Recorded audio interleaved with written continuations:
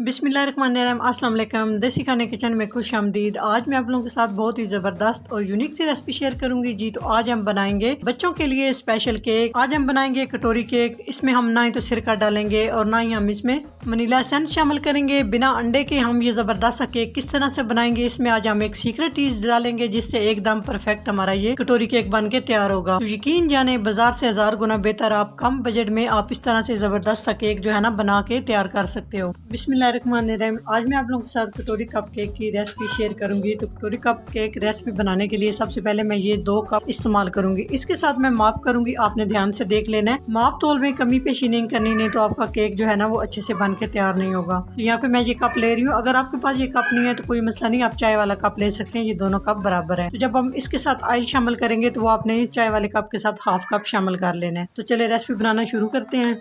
तो सबसे पहले इसमें मैं ऑयल शामिल कर रही हूँ। छोटा कप है, इस वजह से ये हाफ कप ऑयल शामिल करेंगे। ऑयल शामिल करने के बाद इसमें 1 कप चीनी शामिल कर रही हूँ। चीनी को पहले आपने पीस लेना है, उसके बाद आपने अच्छे से छान लेना है ताकि इसमें कोई भी मोटा जरा ना हो। चीनी को अच्छे से पहले हम ऑयल में मिक्स करके एक साइड पे छोड़ देंगे। तो नेक्स्ट स्टेप की तरफ चलते हैं। तो यहाँ पे ऑयल और चीनी हमने मिक्स करके रखी है। इसके ऊपर हम छन्नी रखेंगे। अभी अब इसमें शामिल कर देंगे मैदा। तो मैदा तकरीबन मैं 1.5 कप शामिल करूंगी। इसमें हम डालेंगे half cup custard, vanilla custard यहाँ पे मैं ले रही हूँ। आप कोई सा भी फ्लेवर ले सकते हैं जो आपको अच्छा लगता है। इसमें हम डालेंगे 1/4 चम्मच baking soda, 1 teaspoon baking powder. जी तो इन सारी चीज़ों को हम अच्छे से छान लेंगे। जी तो सारे बैटर को हम अच्छे से मिक्स करेंगे। पहले हम इस तरह से ऐसे मिक्स कर लेंगे, बाद में हम इसमें दूध शामिल करेंगे। तो दूध आपने रूम टेम्परेचर पे रखना है, दूध आपने ठंडा दूध नहीं लेना। जी तो एकदम से हम इसमें सारा दूध शामिल नहीं करेंगे। पहले हम अच्छे से बैटर को मिक्स करेंगे। हाफ कप मैंने यहाँ पे दूध शामिल किया है। उसके बाद अगर हमें ज़रूरत पड़ी तो हम दूध शामिल करेंगे। जी तो पहले मैंने चम्मच के साथ इस तरह से मिक्स कर लिया। अब हम चम्मच को हटा देंगे। यहाँ पे हैंड बीटर के साथ हम इसको अच्छे से बीट कर लेंगे।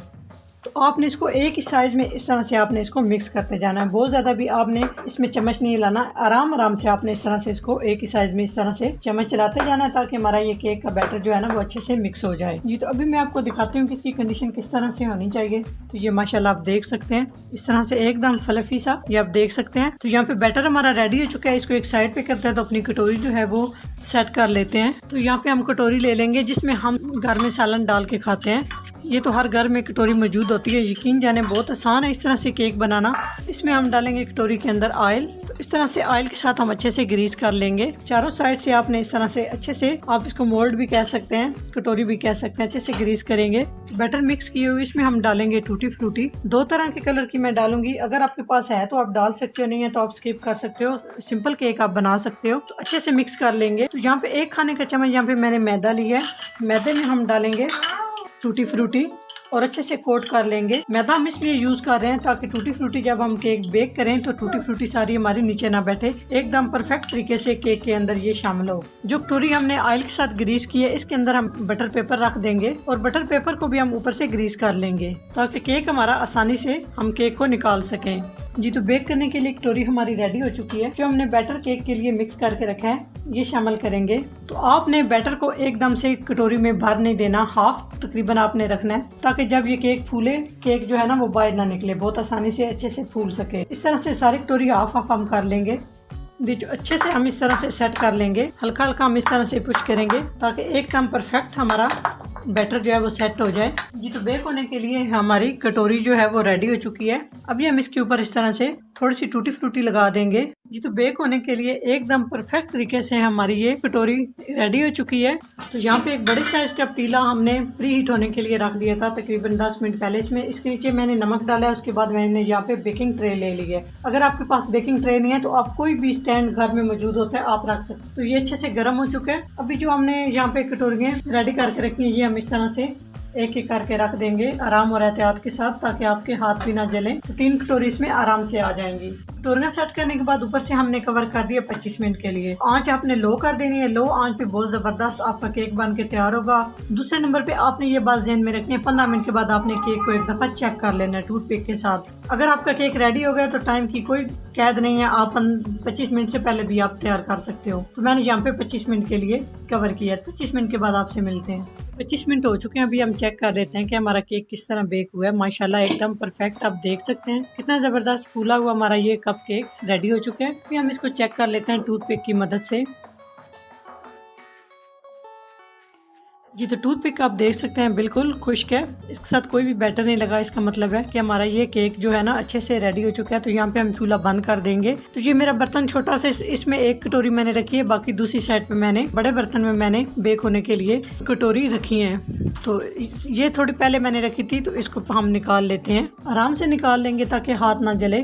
और इसको निकालने के बाद हम इसको एक कपड़े के नीचे कवर कर देंगे ताकि ये अच्छे से ठंडा हो जाए। ठंडा होने के बाद हम इसे निकालेंगे। जी तो इसको हम इस तरह से रखेंगे और ऊपर से हम इसको कवर कर देंगे। जब ये अच्छे से ठंडा हो जाए, इस तरह कवर करने से एक तो केक आपका बहुत ही सॉफ्ट और नरम रहेगा और बहुत ही आसानी से बाहर निकल आएगा।